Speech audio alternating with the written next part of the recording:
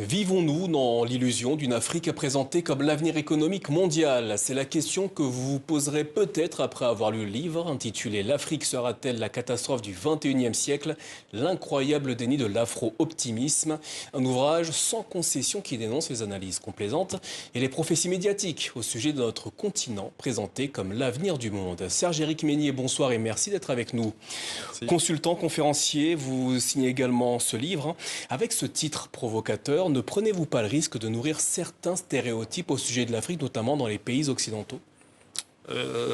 C'est hélas un risque, mais il faut prendre aussi le risque parfois de révéler certaines choses qui échappent justement au récit médiatique qui s'est construit, qui est englobé en réalité par l'afro-optimisme, où effectivement on a tendance à mettre en avant une vision un peu trop idéalisée, fabriquée de l'Afrique, alors que la réalité est totalement différente. Et c'est un récit qui résiste énormément parce que pas mal de monde a intérêt à ce qu'il se maintienne. Alors, en refermant le livre, je me suis posé la question, dans quelle catégorie faut-il vous placer? Celle des afro-optimistes, afro-pessimistes ou tout simplement afro-réalistes? Plutôt la dernière, afro-réaliste, parce que c'est la capacité à pouvoir regarder le monde tel qu'il est, sans chercher à plaire, mais avec le désir profond de voir les choses changer.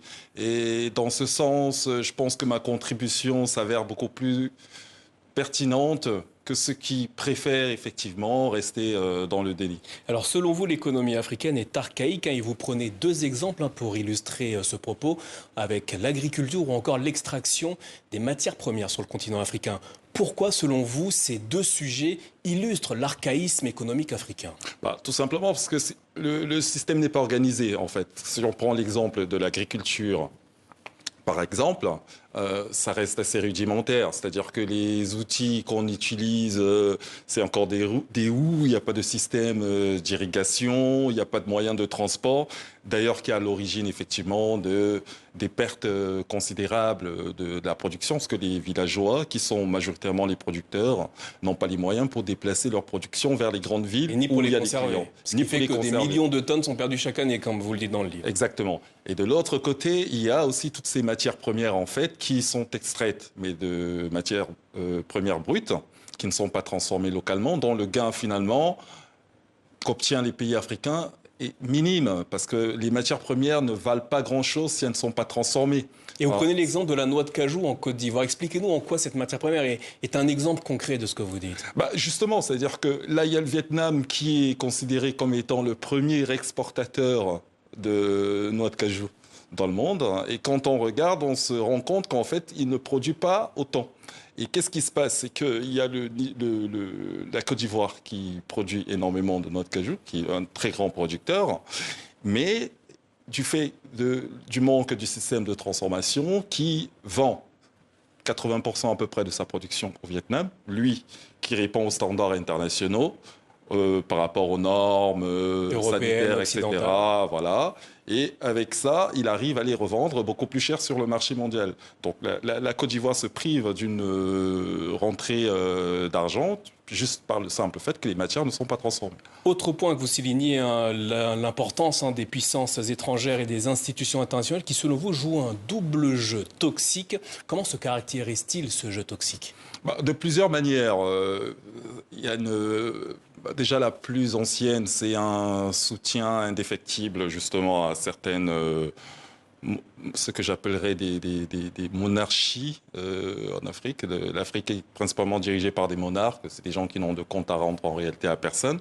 Donc ils soutiennent beaucoup de pouvoirs dictatoriaux de différentes manières, soutien militaire principalement, la facilitation aussi des crédits qu'on maquille sous forme d'aide, qui n'arrange pas effectivement les pays africains dans leur désir de développement pour ceux qui ont ce souhait-là.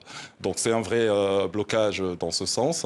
Et de l'autre côté, effectivement, il n'y a pas de sanction internationale par rapport à certains comportements. C'est-à-dire que les détournements de fonds ne sont pas sanctionnés. On croise des présidents africains dans des cafés, des restaurants à Paris, alors qu'ils ont tant à faire et mieux à faire localement sur place. On n'imagine pas quelqu'un qui a autant de défis à relever puisse avoir autant de temps pour prendre autant de plaisir. Alors vous citez l'économiste zambienne Dambisa Moyo, pour qui l'aide publique au développement est un mécanisme toxique. Expliquez-nous pourquoi l'Afrique, comme vous le dites dans cet ouvrage, n'a pas besoin d'aide au développement. Tout simplement, déjà parce que l'aide en tant que telle est généralement un prêt. C'est-à-dire que la plupart... Avec des intérêts. Avec des intérêts, voilà. C'est le principe de ce qu'on appelle l'aide, en fait. C'est comme ça que ça fonctionne. Mais l'autre chose, c'est quoi? C'est-à-dire que l'aide a une capacité à créer une certaine dépendance. Donc, pour beaucoup d'Africains aujourd'hui, depuis les indépendances, l'aide apparaît comme quelque chose de naturel. C'est-à-dire qu'il n'y a pas d'effort qui est fait. Et à travers l'aide aussi, il y a tout un autre système qui naît, c'est-à-dire que ça alimente la corruption. On a remarqué effectivement que beaucoup de pays africains dilapidaient l'aide qu'ils recevaient, alors que c'était censé servir dans d'autres domaines. On a aussi remarqué, là, dans le coup pour la lutte contre l'évasion fiscale, qu'il y avait une coïncidence entre le moment où les pays africains recevaient de l'aide et l'augmentation des dépôts bancaires sur les paradis fiscaux. Alors voilà pour les aspects critiques de cet ouvrage, mais vous proposez également des solutions. Selon vous, comment est-ce que l'Afrique pourrait-elle avoir le destin à la hauteur qu'elle pourrait avoir aujourd'hui? Il faut actionner quelques leviers. Les plus faciles et les plus dynamiques aussi. L'agriculture en particulier. C'est-à-dire que l'Afrique dispose d'énormément de terres arables. 60% de terres arables, selon vous? Dans le monde se trouve en Afrique, inexploitées. C'est à peu près 400 millions d'hectares de terres arables inexploitées qui se trouvent en Afrique.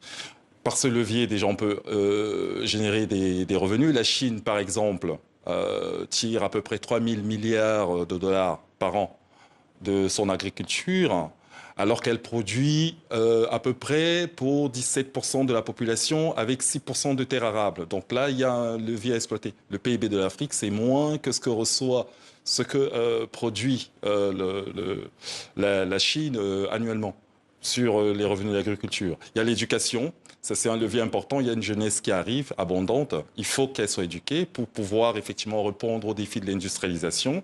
Il faut pouvoir l'orienter. Et même dans le sport, je fais référence au passage sur Emmanuel Koundé tout à l'heure. Il faudrait exploiter ses talents.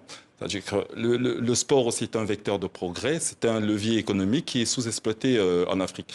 Mais avant ça aussi, il y a besoin de faire un recensement, parce qu'il n'y a pas de recensement de la population en Afrique, on ne sait pas combien de personnes faut-il nourrir, quel nombre d'emplois il faut créer, on manque de données. Et derrière un recensement aussi, c'est une autre façon d'attirer les investisseurs, parce que les investisseurs, leur boussole, c'est la donnée. S'ils savent combien de personnes résident à un endroit précis, combien ces personnes gagnent par mois, etc., ils pourront s'orienter. L'Afrique, c'est la région au monde qui reçoit le moins d'investissements possible, alors qu'il y a plus de 30 milliards dans le monde d'argent qui se baladent à la recherche d'investisseurs. Quand on prend les milliards qui dorment dans les fonds souverains et le private equity en général.